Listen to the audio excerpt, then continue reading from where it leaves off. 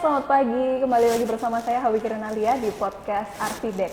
Hari ini kita akan membahas terkait media pembelajaran itu apa sih? Apa sih pentingnya mengembangkan media pembelajaran berbasis digital? Tapi hari ini saya tidak sendirian karena sekarang saya bersama Ibu Ulfatun Nafia dari dosen pendidikan sejarah di Universitas Negeri Malang yang concern begitu ya di bidang media pembelajaran. Bagaimana Ibu Ulfa? Bagaimana kabarnya?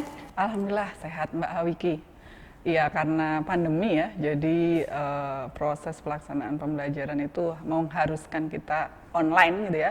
Jadi harus sehat terus setiap saat begitu Mbak. Sangat terlihat dari aura positif dari wajah Bu Ulfa begitu ya. Semoga hari ini yang mendengarkan juga mendapatkan aura positif juga yang dipancarkan oleh Bu Ulfa seperti itu. Baik Bu Ulfa, jadi pertama-tama mungkin kita akan ngobrolin terkait sama pembelajaran sejarah Bu. Nih, saya dengar-dengar nih, pembelajaran sejarah itu katanya pembelajaran yang membosankan, terus kayak banyak hafalan. Itu apakah benar seperti itu Bu Ulfa? Iya, saya juga kadang-kadang membaca begitu ya hasil karya mahasiswa atau mungkin membaca hasil karya Bapak Ibu guru itu selalu menyudutkan bahwa atau pembelajaran sejarah itu membosankan, pembelajaran sejarah itu menjenuhkan atau bersifat hafalan dan seterusnya begitu ya. Sebenarnya kalau kita identifikasi secara lebih detail begitu ya, membosankan atau tidak itu tergantung bagaimana penyampaian konten tersebut ya atau materi tersebut disampaikan dengan baik kepada peserta didik begitu ya. Kalau misalnya kita belum kreatif atau guru atau kita lah pendidik belum inovatif, maka jangan heran kalau pandangan masyarakat atau orang lain itu menganggap bahwa belajar sejarah itu membosankan dan hanya menghafalkan angka-angka tahun saja begitu ya. Jadi poinnya membosankan atau tidak, kalau saya sih merefleksi diri saya gitu ya. Menjadi guru apakah saya sudah bisa menghadirkan berbagai macam variasi dalam pembelajaran, apakah saya sudah mengembangkan media pembelajaran dengan baik atau hanya saya memanfaatkan apa yang sudah ada begitu ya. Kan di internet itu banyak gitu ya, kadang-kadang kita hanya memanfaatkan apa yang sudah ada. Nah mungkin tidak salah juga sih kalau misalnya orang mengatakan bahwa belajar sejarah itu menjenuhkan. Kalau misalnya mau dirubah ya kita mulai dari apa yang bisa kita lakukan untuk merubah pandangan orang lain terkait dengan pembelajaran sejarah. Kalau saya seperti itu Mbak, jadi bagaimana sih cara kita gitu ya menjadi pendidik yang memang diminati oleh siswa kita atau dinanti oleh siswa kita, ya kita harus kreatif, kita harus inovatif seperti itu. Tapi kalau masih biasa saja ya mungkin pandangan itu akan terus berlanjut seperti itu. Iya Bu, tadi ini ada satu yang saya highlight. Saya juga tertarik dengan tadi katanya Ibu Ulfa terkait dengan media pembelajaran. Iya. Sebenarnya media pembelajaran itu apa sih Bu? Soalnya saya pernah tahu kalau media pembelajaran itu PowerPoint, media pembelajaran itu YouTube. Sebenarnya definisi dari media pembelajaran itu apa menurut Bu Ulfa? Oke, menarik ya, karena kadang-kadang pendidik atau mahasiswa itu seringkali bingung gitu ya menentukan apakah ini media pembelajaran, apakah ini bahan ajar, apakah ini sumber belajar. Saya sering baca rencana pelaksanaan pembelajaran yang sudah ada dari guru-guru yang saya dampingi, itu seringkali salah gitu ya menempatkan media pembelajaran, bahan ajar atau sumber belajar, karena semuanya itu memang kita gunakan untuk membuat desain pembelajaran secara menyeluruh begitu ya. Tapi pengertian dari media pembelajaran itu sendiri adalah segala sesuatu yang kita gunakan gitu ya untuk menyampaikan pesan atau informasi kepada orang lain, dalam hal ini adalah siswa begitu ya. Tentu saja kalau itu digunakan untuk media pembelajaran di kelas begitu, berarti ada tujuan yang ingin dicapai pada saat proses pelaksanaan pembelajaran itu dilakukan. Nah, poinnya adalah pesan supaya tersampaikan dengan baik kepada audiens atau kepada siswa, ya harus disusun bagaimana supaya mereka mudah untuk mengerti atau menerima pesan itu dengan baik seperti itu. Jadi kalau membaca sumber, kita harus mengidentifikasi juga gitu ya bagaimana yang tepat untuk proses pelaksanaan pembelajaran. Sedangkan bahan ajar memiliki pengertian yang lain, begitu juga dengan sumber belajar. Jadi concernnya di sana begitu, bagaimana pesan itu tersampaikan dengan baik, begitu Mbak. Baik Bu, berarti yang penting adalah pesannya bisa tersampaikan kepada peserta didik, terus lebih mudah untuk menerima materi sehingga peserta didik bisa lebih paham begitu ya Bu ya. Iya betul. Berarti seberapa penting sebenarnya Bu untuk media pembelajaran itu dalam proses pembelajaran sendiri? Iya. Kalau apakah media pembelajaran itu penting digunakan untuk proses pelaksanaan pembelajaran? Kalau saya sih iya, kayak tadi ya pertanyaannya Mbak Hoik yang pertama gitu ya. Bagaimana sih supaya sejarah tidak membosankan? Nah, kita juga harus mengidentifikasi begitu ya, bagaimana kita menentukan media pembelajaran yang baik. Nah, untuk menentukan media pembelajaran yang baik, kita harus tahu sasarannya terlebih dahulu. Katakanlah saya mau mengajar nih. Kemarin ngajar di mana, Mbak Hawiki? Saya akan coba contohkan. Saya kemarin untuk prakteknya Iya. saya mengajar di SMK Negeri 4 Malang. Nah, misalnya di SMK, tentu saja SMK untuk pembelajaran sejarah itu kan ada di kelas 10. Sedangkan untuk SMA itu kan ada di kelas 10, kelas 11, kelas 12, seperti itu. Tentu saja sasarannya akan berbeda. Karena kurikulum yang dipergunakan kan juga berbeda seperti itu ya. Kalau misalnya di SMK, saya tahu di kelas 10 otomatis semua materi sejarah harus tersampaikan dengan baik. Dan karakteristik siswa itulah yang menjadi pertimbangan bagaimana kita mengembangkan sebuah media pembelajaran begitu. Karena kayak misalnya biasanya teman-teman atau siswa SMK itu kan kreatif. Jadi kalau diajari untuk konsep-konsep penting gitu tidak diberikan kegiatan yang mengarah pada psikomotorik, mereka mungkin bosan atau jenuh. Berarti kan kita harus berpikir bagaimana ya menentukan dengan gaya belajar siswa kita, dengan sasaran kita untuk menentukan media yang baik seperti itu.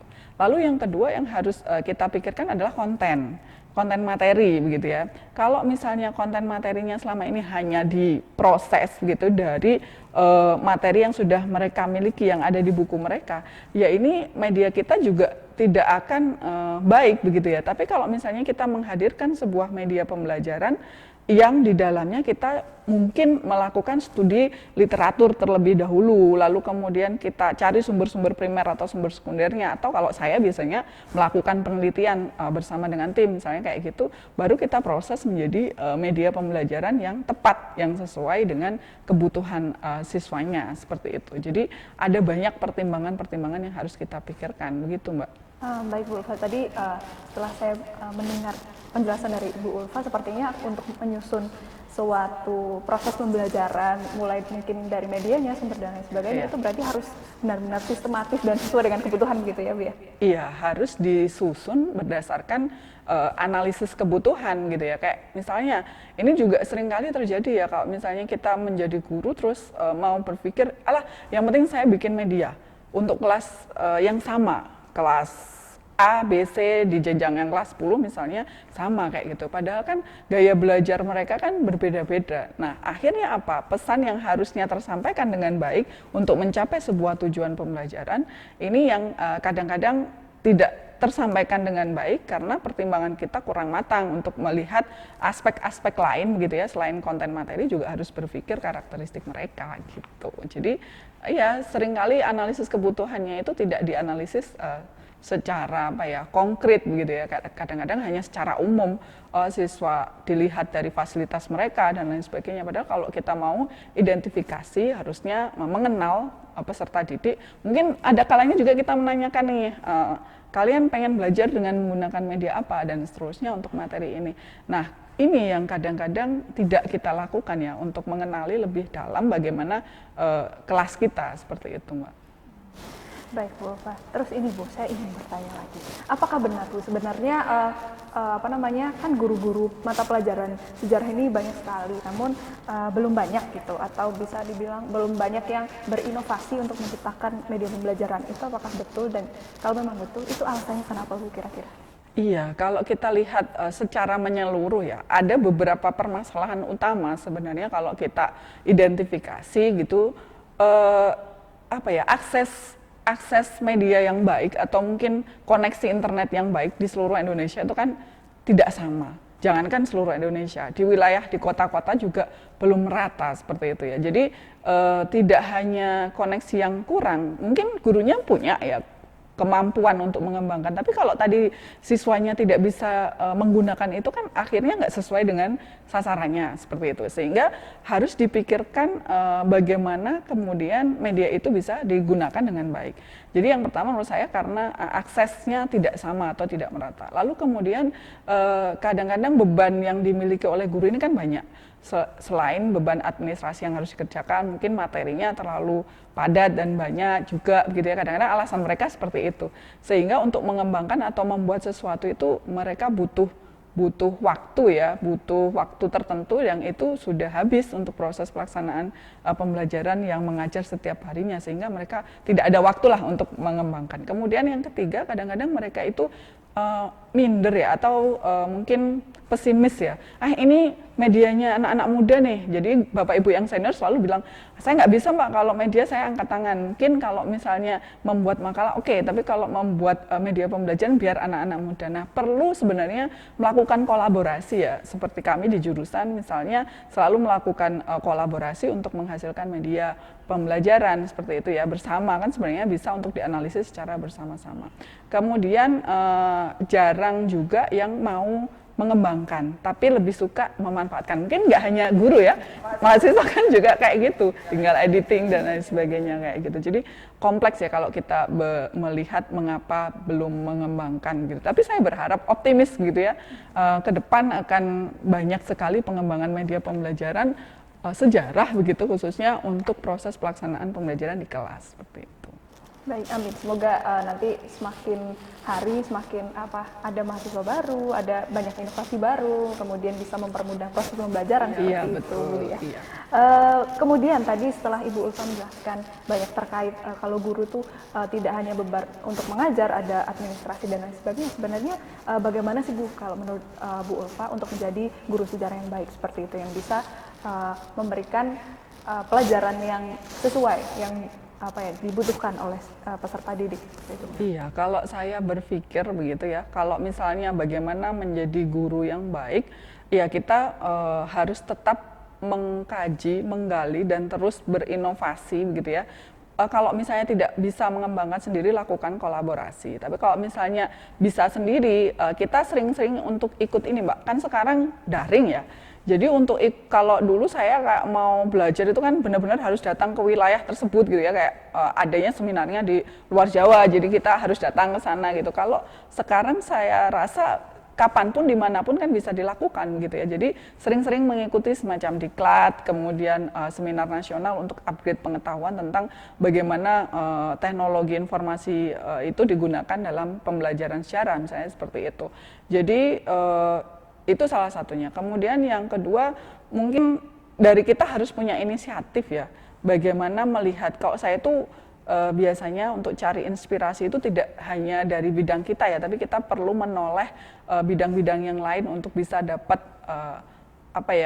pengetahuan baru gitu ya. Misalnya kalau hanya melihat dari pengembangan kita nggak ada ya, kita justru yang akan menciptakan gitu kan, kita akan membuat begitu. Nah untuk membuat itu kan kita nggak bisa sendiri gitu ya. Misalnya kalau saya biasanya melihat dari prodi-prodi yang lain, misalnya augmented reality, saya lihat dari teman-teman yang ada di teknik, kemudian mengembangkan video animasi yang baik seperti apa saya lihat dari teman-teman di DKV dan lain sebagainya, selalu upgrade dan banyak-banyak melihat yang orang lain kemudian kembangkan. Sebenarnya banyak cara kalau misalnya kita mau, tapi ya itu tadi, kalau misalnya tidak ada kemauan dari diri kita begitu ya, akan sulit untuk menghasilkan sebuah inovasi. Dan semuanya saya dorong gitu ya, kalau misalnya mahasiswa menciptakan, membuat itu juga harus bagus begitu ya, sehingga bisa dimanfaatkan oleh orang banyak.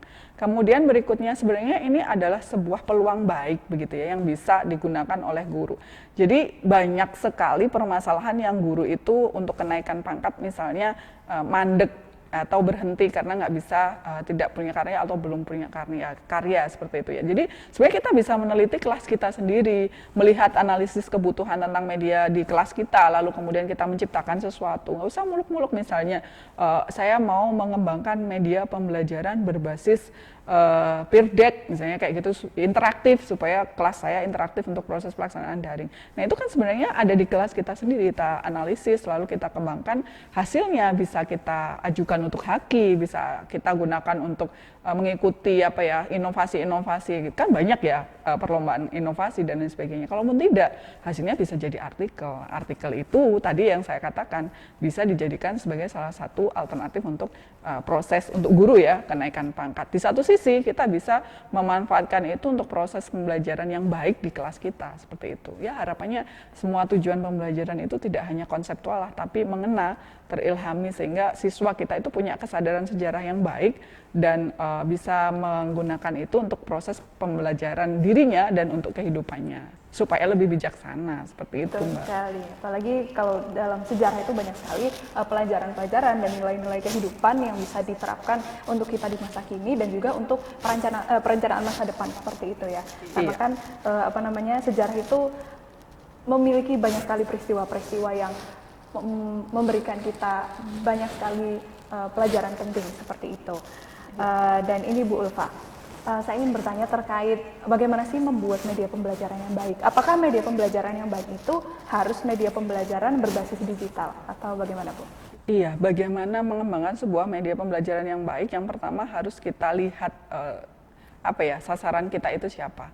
Kemudian yang kedua adalah semua hal yang kita kembangkan untuk pembelajaran tentu saja berdasarkan pada kurikulum begitu ya. Jadi kita harus tahu untuk kelas 10 apa, konten materinya apa, dan rata-rata mereka biasanya kayak kemarin saya mengajar untuk mahasiswa S1 gitu ya. Bu, saya mau mengembangkan video tentang cerita horor di masyarakat. Nah, kadang-kadang kan kayak gitu ya. Artinya dia mungkin masih belum paham begitu ya bahwa untuk mengembangkan sebuah media itu harus didasarkan pada kurikulum yang kemudian berlaku, bukan media yang bebas untuk masyarakat. Jadi harus tahu kapan saya mengembangkan untuk masyarakat, kapan saya mengembangkan untuk kelas saya dan seterusnya.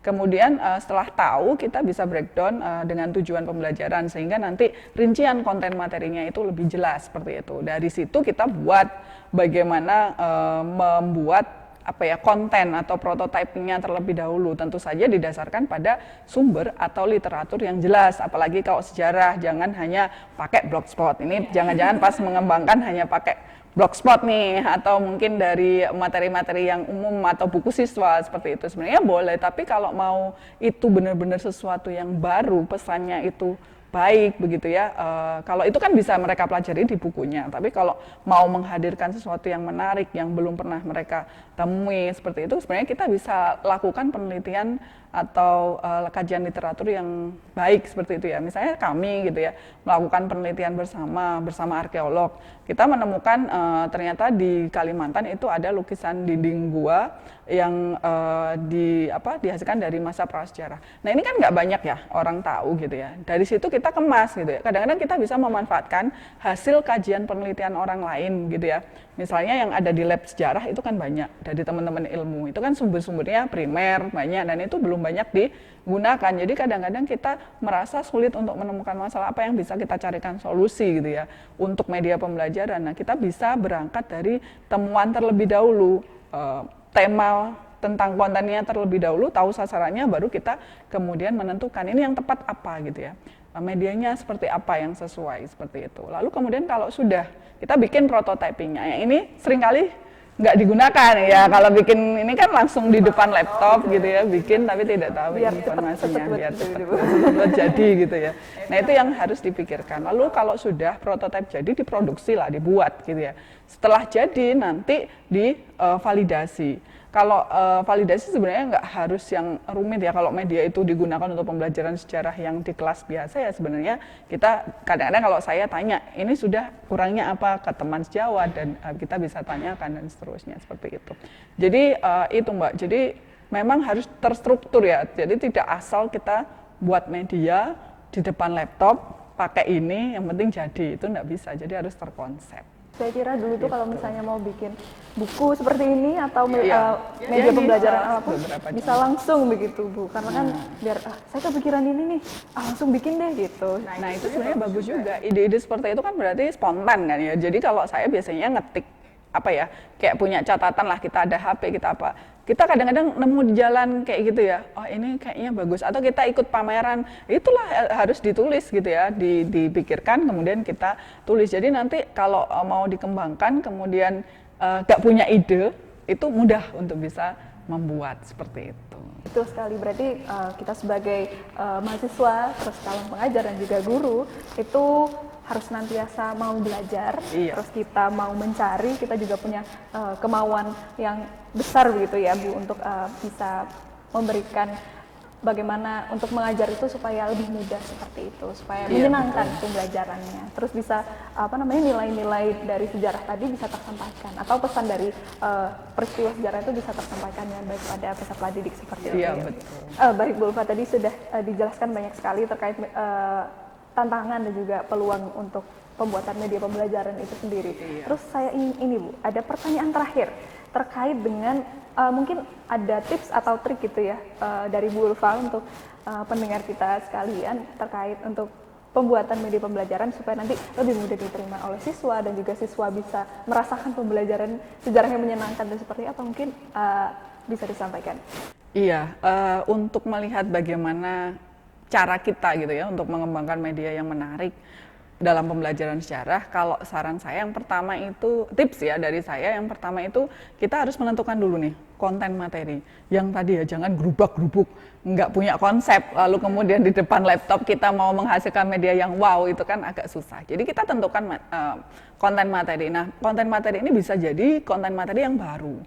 Baru artinya belum pernah dibahas oleh orang lain atau mungkin dibahas dalam keilmuan sejarah atau arkeologi tapi belum banyak dijadikan sebagai media yang dikemas dalam bentuk media yang menarik begitu ya. Jadi seperti itu. Kemudian yang kedua, kalau kontennya sudah menarik, maka kita harus menyusun dalam konsep yang benar gitu ya. Jadi misalnya menu utamanya itu apa, submenunya itu apa saja yang akan kita kaji itu terstruktur seperti itu.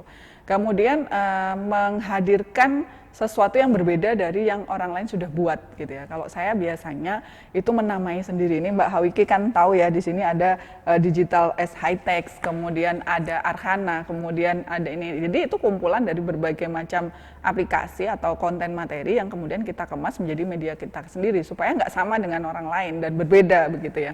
Kemudian berikutnya kalau misalnya sudah menemukan itu, kita menentukan media yang memang sesuai dan tepat.